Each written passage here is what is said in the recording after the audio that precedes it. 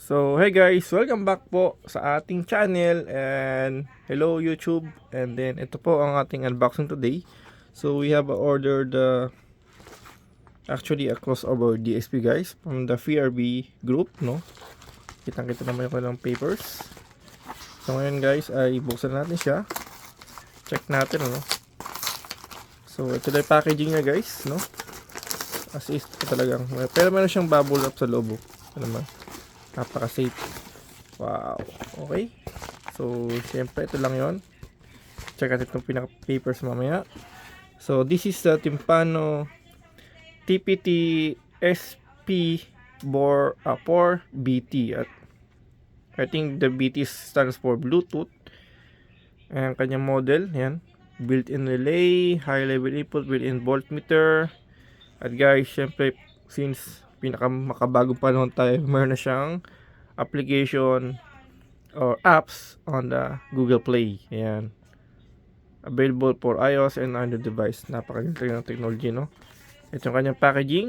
So, ano meron sa kanya? Meron siyang 15 band input graphic equalizer. Meron siyang 6 high pass cross filter, 6 low crossover filter, mute and gate adjustment, parametric equalizer, delay control, phase inversion limiter, voltmeter, and audio generator.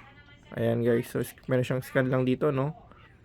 So made by Timpano, no? Quality you can trust. 4-channel DSP controlled by wireless BT or Bluetooth connection. Model is TPT SP 4BT. Okay, so ito yung kanyang box guys, and buksan natin, ano? So buksan natin siya, no, kung ano laman. Oops. So meron siyang tape dito, no, naka-tape siya guys dito.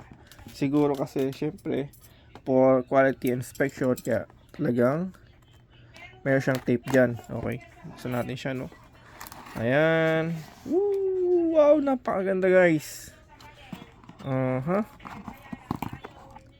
Okay, seal talaga siya guys, no? Pero ako baka na-check na siya before na-pa-ship, no? Labas sa quality control.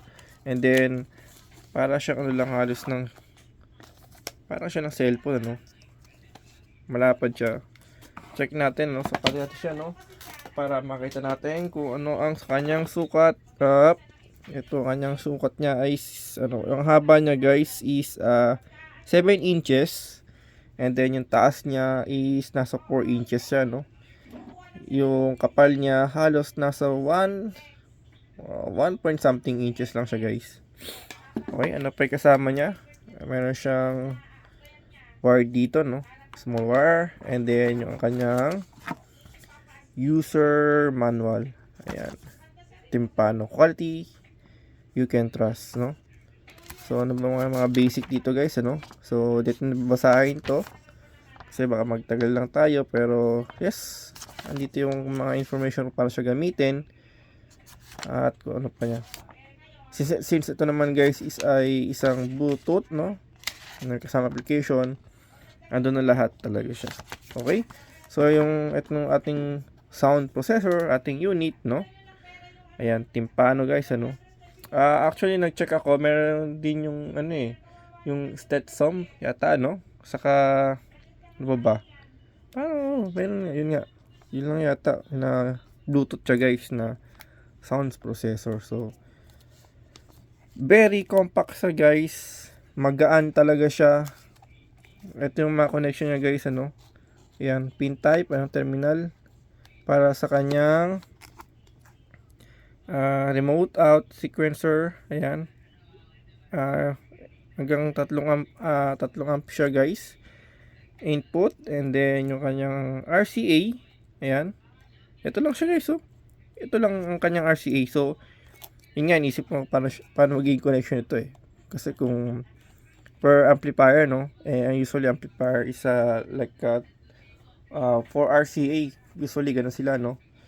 So anyway, so this is the Timpano TPT SP 4BT sound processor, no.